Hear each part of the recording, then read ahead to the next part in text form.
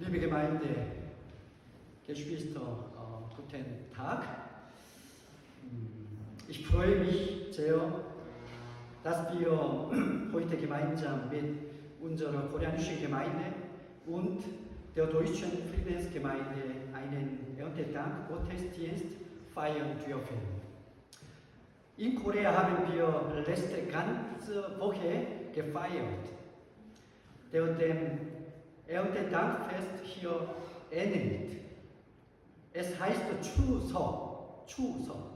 Chuseok bedeutet Herbstabend.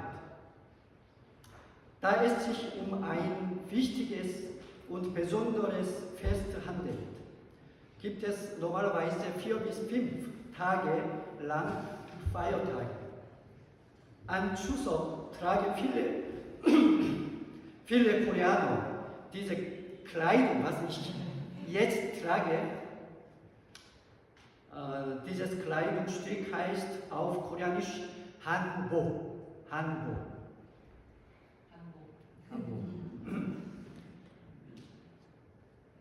Sie können einmal sagen Hanbok.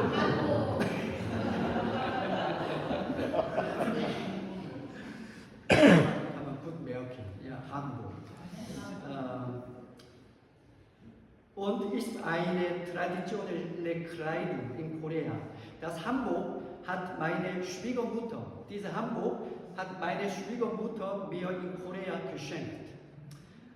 Ich habe Hanbok vor 20 Jahren in Deutschland mitgebracht, aber 20 Jahre lang konnte ich gar nicht getragen. Heute zum ersten Mal.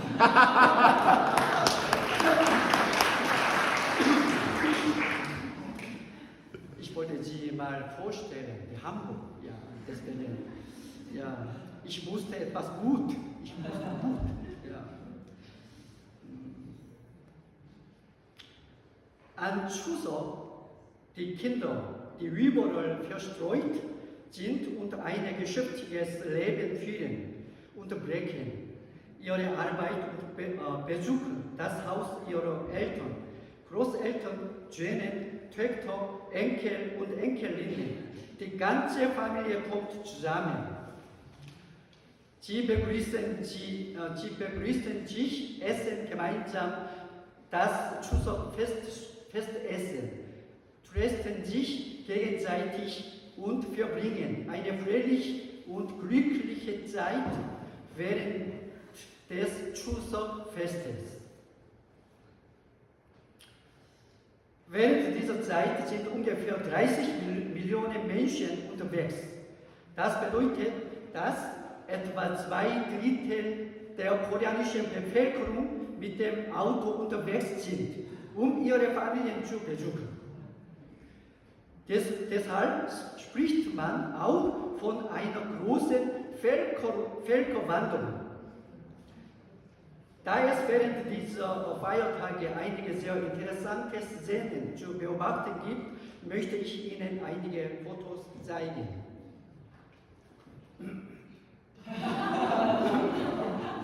Beim Chuseok, ja, viele Autos beim Autobahn, ganz voll. Ja, eine Strecke, die normalerweise mit dem Auto in 3 Stunden zurückgelegt werden kann, dauert während des Chuseok-Festes gegen 10 Stunden, ja, mindestens. Da sich die Autos auf den Autobahnen staunen. Deswegen haben sie oft mal Pause an einer Autobahn-Raststätte. Ja, genau. Ja.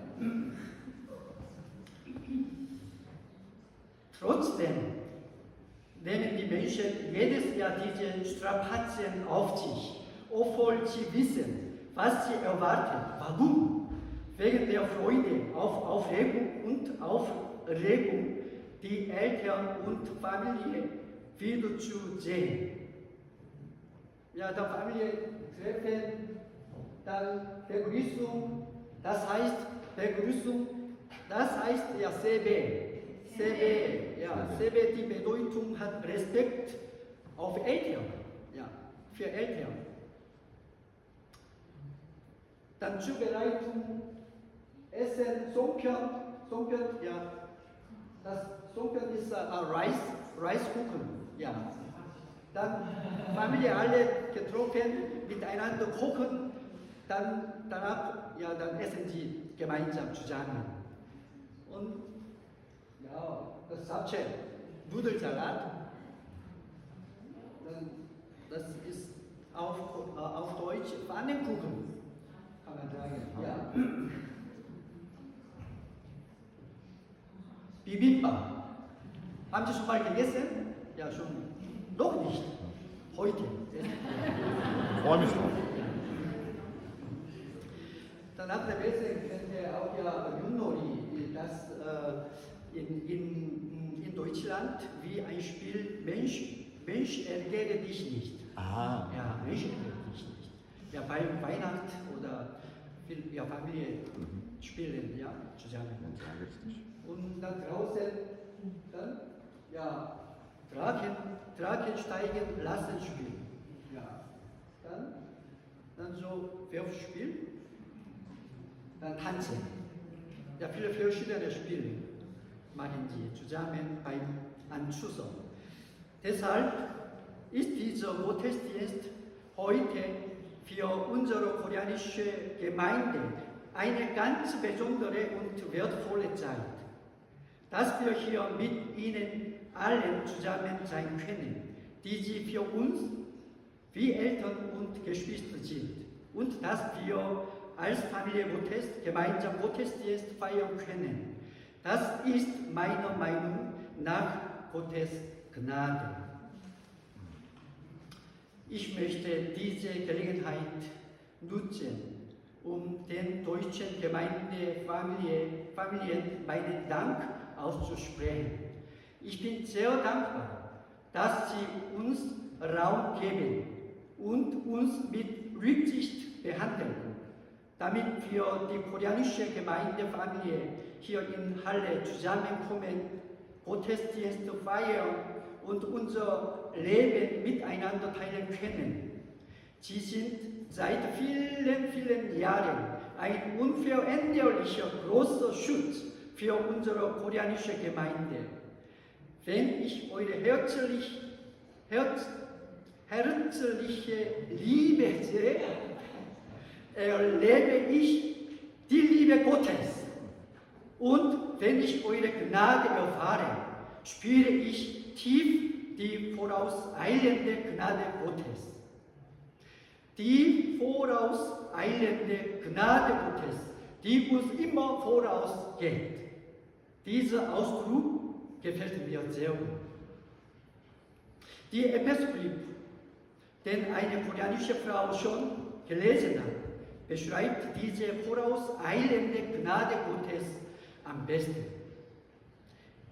Ich möchte nochmal vorlesen, Epheserbrief 2, Kapitel 2, Vers 8. Denn aus Gnade seid ihr durch den Glauben gerettet. Und das nicht aus euch selbst, sondern es ist das Geschenk Gottes. Amen. Die Erlösung ist ein Geschenk der Gnade, das Gott uns umsonst schenkt.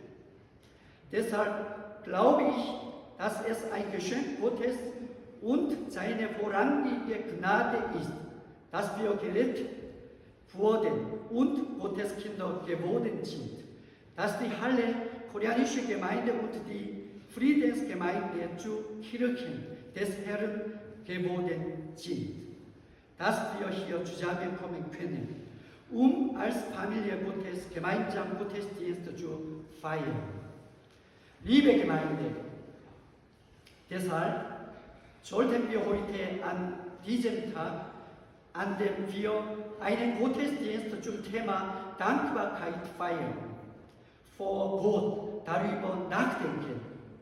Wir sind natürlich dankbar für äußere Dinge wie Gesundheit und Wohlstand, aber vor allem sollten wir dankbar sein, dass jeder Einzelne von uns eine Frucht der Erlösung Gottes und ein Geschenk der Gnade ist.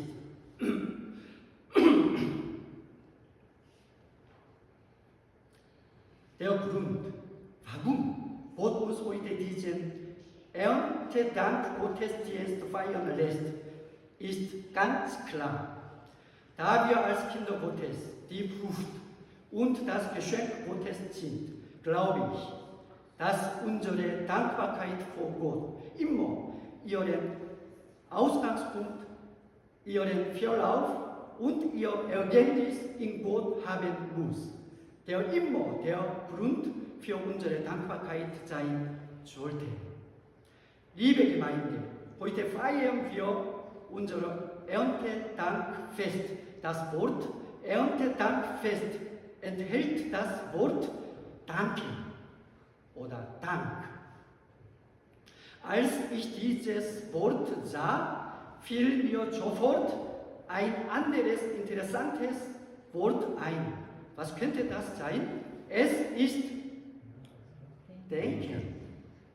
Danke, denken. Ganz ähnlich. Wenn ich an Danke merke, kommt mir ganz natürlich Denken in dem Sinn. Im Koreanischen sind Danken und Denken völlig unterschiedliche Wörter. Deshalb lassen sich diese beiden Wörter im Koreanischen nicht miteinander verbinden. Vielleicht finde ich deshalb diese beiden Wörter im Deutschen so interessant. Warum?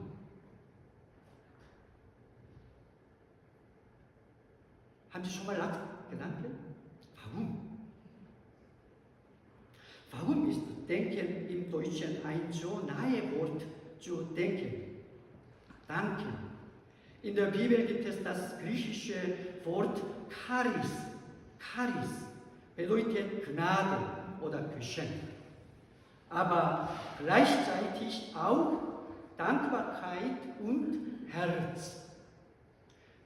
Der Zustand unseres Herzens, den wir haben sollten, ist Dankbarkeit. Aber wo findet sich dieses Herz? Es ist der Ort, an dem unsere Gedanken wohnen. Deshalb sollten wir immer dankbar sein für die Gnade, die wir von Gott bereits empfangen haben und für die Gnade, die Gott uns in Zukunft schenken wird. Gott hat diesen Gedanken tief in unser Herz gepflanzt. Deshalb denke ich, dass Danken und Denken untrennbar miteinander verbunden sind. Liebe Gemeinde, wenn wir diese Tatsache erkennen, wird sich unser Verständnis und unsere Wahrnehmung unseres Lebens verändern. Und unsere Einstellung und Haltung zum Leben wird sich völlig wandeln. In der Bibel gibt es noch ein gutes Beispiel über die vorauseilende Gnade des Gottes. Das erste Kapitel des Buches Genesis. Genesis ist voller Gnade Gottes, der uns in seiner Vorsehung treu dient, indem er die Welt und die Menschen erschafft. In diesem Kapitel taucht immer wieder ein bestimmter Inhalt auf. Und dieser lautet wie folgt. Kapitel 1, Vers 5, ich lese vor. Gott nannte das Licht Tag und die Finsternis Nacht. Es wurde Abend und es wurde Morgen, der erste Tag. Und Vers 8, Gott nannte die Ausdehnung Himmel. Es wurde Abend und es wurde Morgen, der zweite Tag. Liebe Gemeinde, dieser Inhalt, es wurde Abend und es wurde Morgen, dieser Inhalt wiederholt sich bis zum Ende von Genesis 1. Der letzte Vers von Genesis 1, Vers 31 endet wie folgt. Und Gott sah alles, was er gemacht hatte, und siehe, es war sehr gut. Es wurde Abend und es wurde Morgen, der sechste Tag. meine Damen und Herren, es wurde Abend und es wurde Morgen. Ist das nicht etwas seltsam? Wir denken doch, dass ein Tag mit dem Morgen beginnt und mit dem Abend endet. Die Bibel sagt doch jedoch, dass der Abend beginnt und der Morgen endet. Die Bedeutung dieser Aussage ist, dass Gottes vorrangiges Wirken immer vor unserem kommt.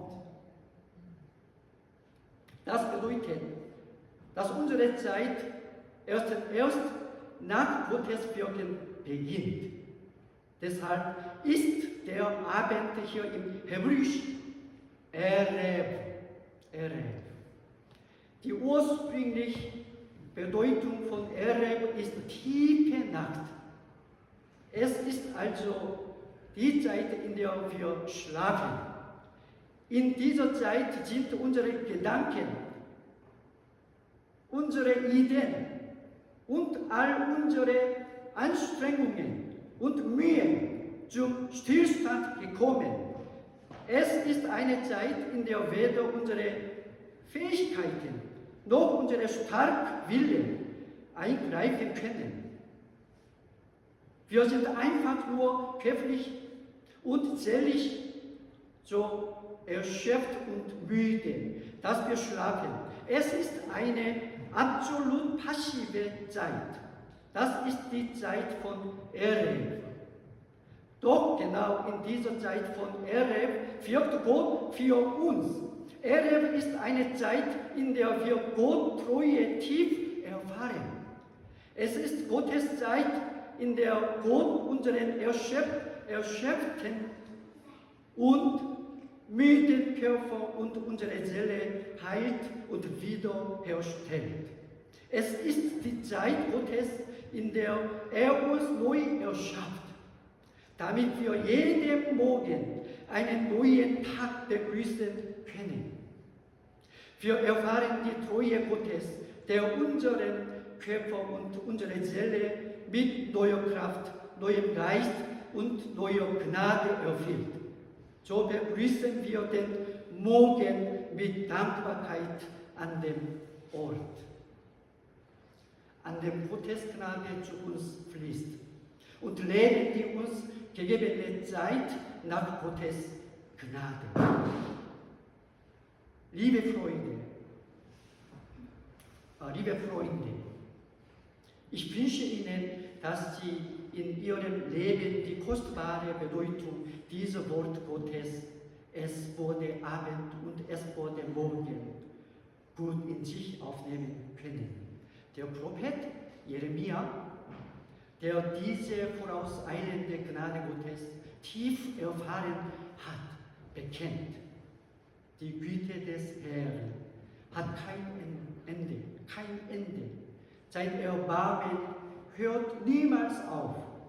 Es ist neu jeden Morgen.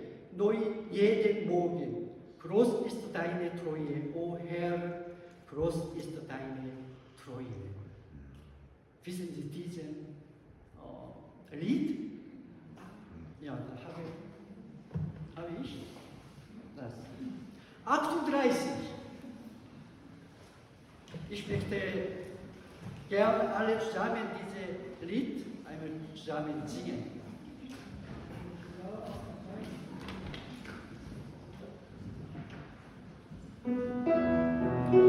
Erste Mal Koreaner auf Koreanisch. Wir wissen auch dieses Lied. Ja, am ersten auch nur Koreanische,